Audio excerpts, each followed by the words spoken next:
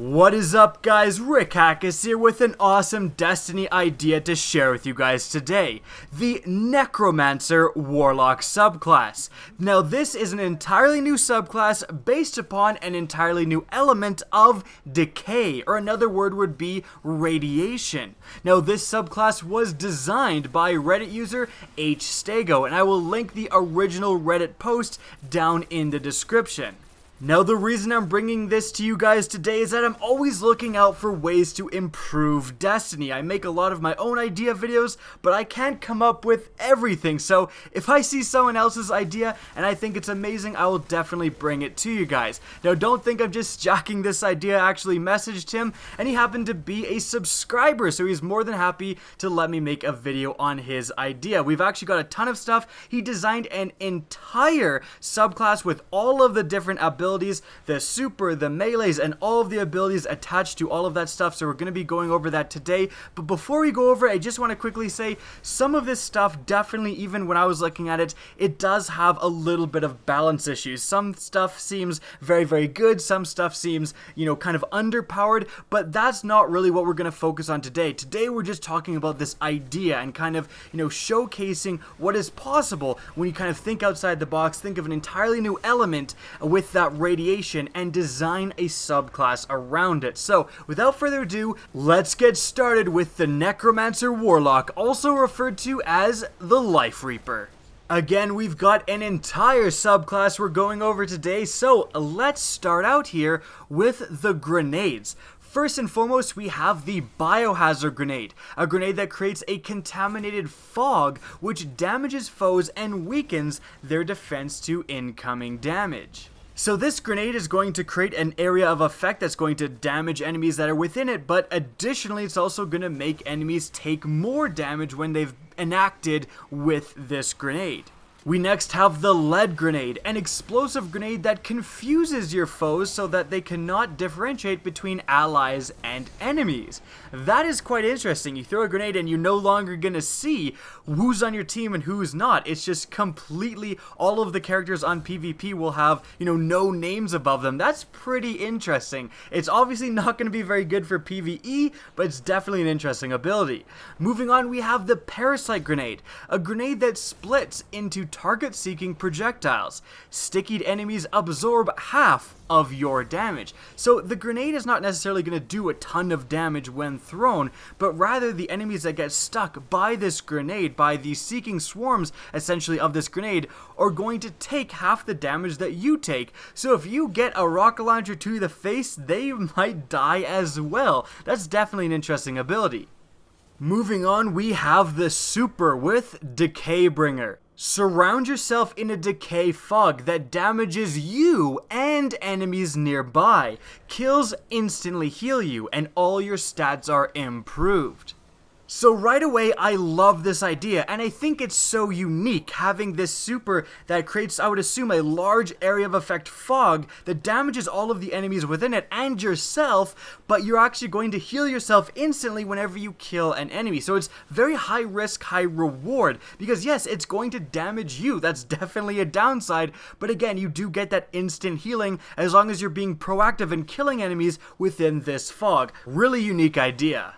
Now moving on to the super abilities, and remember these are the things that are, I assume, going to apply when you're utilizing your super and not necessarily all the time. First we have Reaper.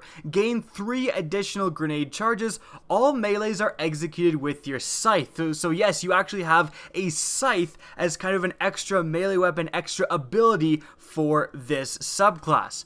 Next we have Blood Magic. Your weapons and grenades deal more damage the less health you have, and again, that combined with the super of Decay Bringer, that is such an interesting and really unique dynamic where you're hurting yourself, you're doing more damage because you're hurting yourself, but then you can get that instant heal.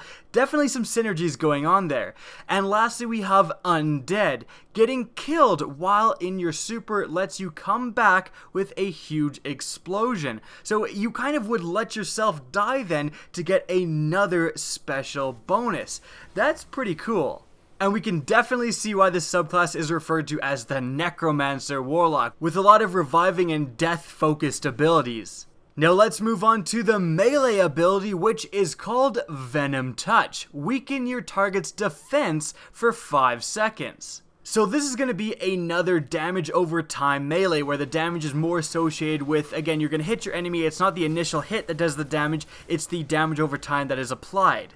Now moving on to the melee abilities, the first one is Bloodbound. Draw an overshield from a poisoned target once it is dead.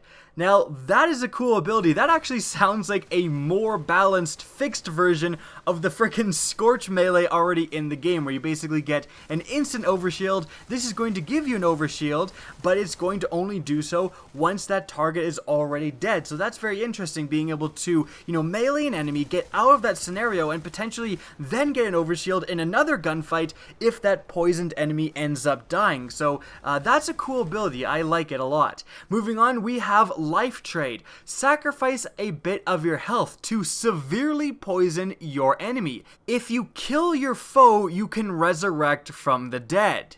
So essentially, you lose some of your health to really poison your target. If that target ends up dying and you're dead, you can revive yourself. Now, this is definitely one of the things that seems a little bit overpowered, not gonna lie, but the ability itself is just so unique. It's not really necessarily something that's been done, and it really does play on the necromancy idea. I think this could definitely be reworked in a way that isn't ridiculous, especially if perhaps when you revived, you didn't have all your health. You had half health or even less, and then you were in kind of a weakened state until you died again. You're revived, but you're not your fully functioning form. Almost as if a necromancer revived a dead body. It's not going to be a fully functioning thing. It's going to be kind of a zombie version of itself. That would be very cool. And the last melee ability is Necro Trap. Killing a venomed target will set up a trap that explodes when enemies are nearby. Now that seems perfectly balanced, it just seems really cool. Being able to kill an enemy with your melee, and then that enemy is going to die and leave a trap there that if any other enemies come nearby, it's going to explode and deal a little bit of extra damage.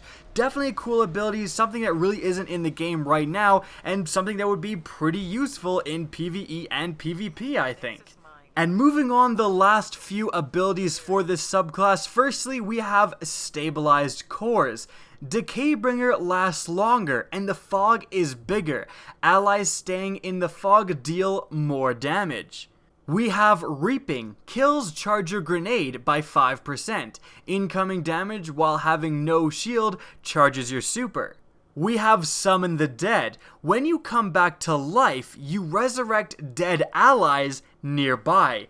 Now that is a cool ability. That, right now, I'm sure some of you, your heads are spinning in terms of PvP balance, but forget that for a sec. Think of how insane that would be in PvE. Being able to revive all of your nearby allies in a raid. Oh my goodness, I would kill for an ability like that in a raid, in some of the harder PvE content. Like, I would just love that ability. That would be so good and so team focused.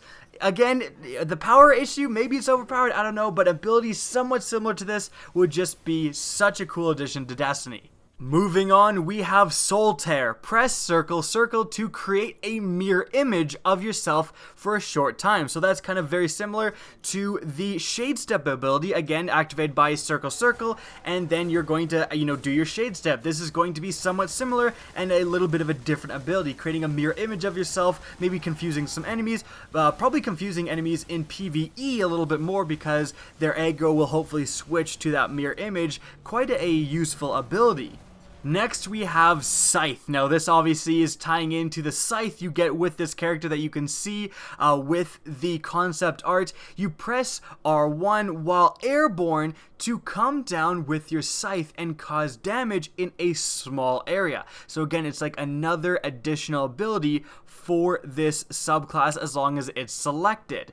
And lastly, we have Quantum Jump. Extends the duration of your grenades and their effects. Just an overall good ability. So that is the Lifereaper subclass, otherwise known as the Necromancer Warlock. So, could we see something like this in the next expansion for Destiny, The Rise of Iron? Well, probably not. The Rise of Iron is already pretty long in development, and to create an entirely new subclass that they haven't already been working on, that is something that is unlikely to happen. However, something like this, an element like Decay, Radiation, could definitely make its way into Destiny 2. There's no reason to think that Bungie couldn't take inspiration or some of these ideas into consideration when developing Destiny 2. And actually, very importantly, ideas like this and actually radiation as a fourth element aren't as crazy as it might sound, and Bungie was actually once toying with ideas similar to this. The Thorn exotic hand cannon during Destiny's development actually didn't just have an ability, it was actually a poison weapon. Poison was being thought of as a fourth element for Destiny, and it would inflict damage over time, just like the Thorn does in-game right now, but it was scrapped during development. So, at one time, Bungie was toying with ideas similar to this, so again, it's not as crazy as it might sound, and something like this could realistically make its way into Destiny, or more likely, Destiny 2.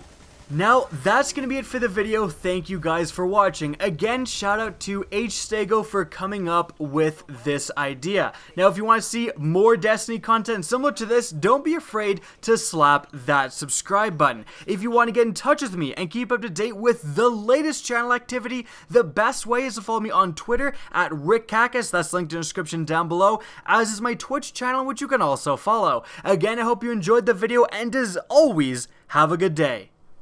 Now, I got to play Titanfall 2 recently at EA Play. I was invited out to LA to attend a special Titanfall 2 event where myself and a few other YouTubers were able to play the game for a decent amount of time early. We were also given some exclusive Titanfall 2 multiplayer gameplay, which you can see playing in the background during this video. A lot of it was from the trailer, but there's actually quite a bit of it kind of extended beyond what was in the trailer, and actually featuring some new weapons that weren't seen in the official multiplayer trailer, so that's definitely pretty cool for Titanfall fans.